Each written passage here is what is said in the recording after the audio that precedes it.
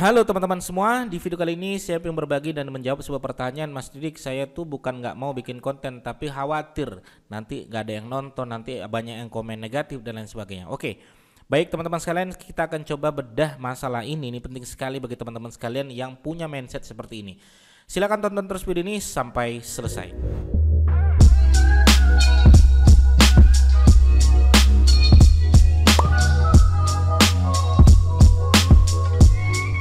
Oke ya, teman-teman sekalian ya. Baik, kita akan coba bedah nih teman-teman sekalian yang teman-teman sekalian punya mindset yang sangat buruk menurut saya teman-teman sekalian ya. Kita akan coba bedah ya.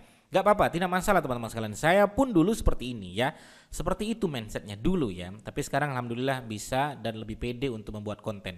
Oke teman-teman sekalian, kita akan coba bedah. Tapi sebelumnya bagi teman-teman sekalian yang belum juga subscribe channel YouTube Didik Arunsyah, silakan klik tombol subscribe-nya agar nanti teman-teman sekalian bisa mendapatkan ilmu yang bermanfaat, baik itu tentang YouTube, SEO, AdSense, podcast, dan juga bisnis online.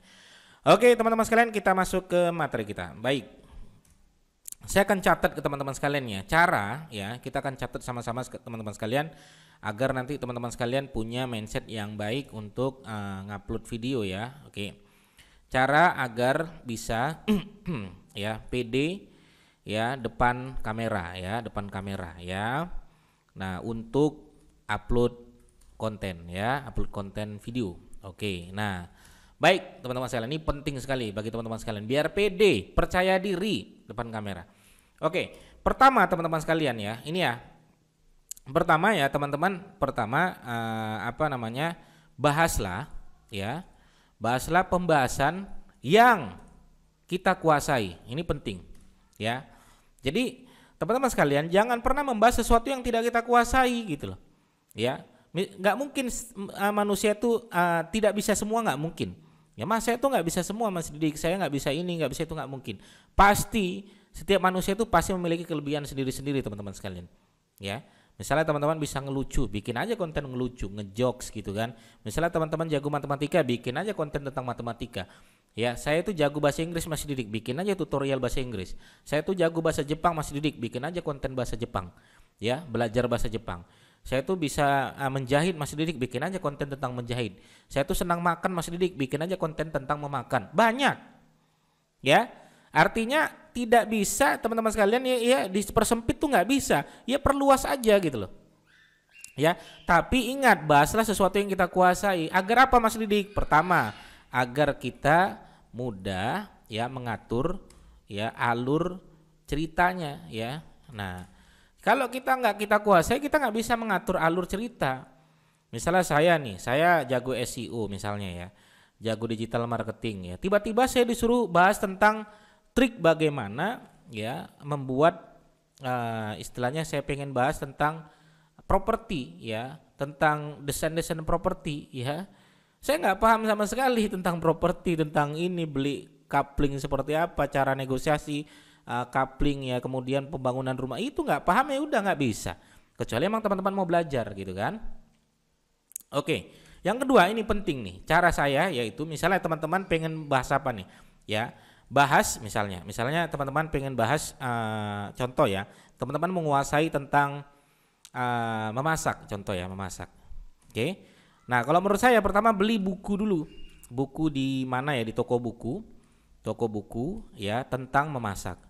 Ya, tentang memasak. Oke. Nah, kemudian baca dan pahami, lalu buat video tersebut. Oke.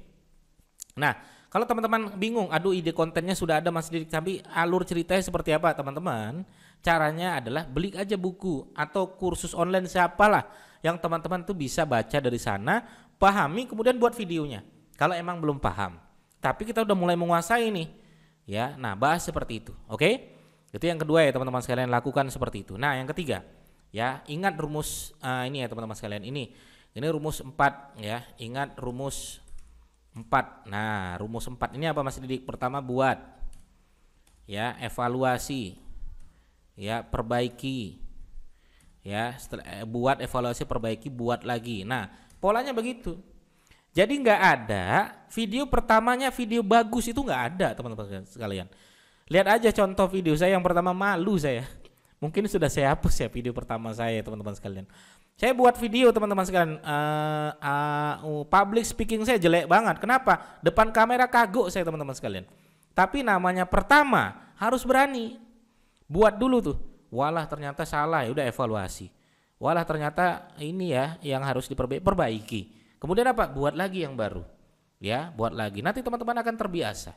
Ya, buat evaluasi, perbaiki, buat lagi. Buat evaluasi, perbaiki, buat lagi. Mindset ini teman-teman dapat, maka teman-teman akan mudah ya untuk pede depan kamera.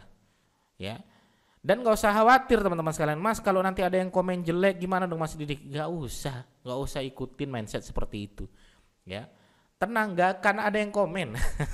Asal kita tidak menyinggung orang lain, asal kita tidak mengambil karya orang lain, tidak menjelekkan orang lain, aman teman-teman sekalian.